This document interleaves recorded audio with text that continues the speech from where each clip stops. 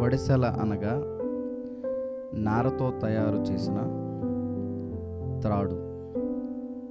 ఈ త్రాడుతో తయారు చేసిన వడిసెలనే పాత నిబంధన కాలంలో యుద్ధములకు వాడేవారు.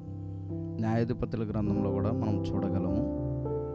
శత్రువుని జయించుటకు, హతమార్చుటకు ఈ వడిసెలను ఆయుధంగా వాడారు. అదే క్రమంలో దావీదు గొల్యాతును జయించుటకు ఈ వడిసెలను ఆయుధంగా వాడాడు.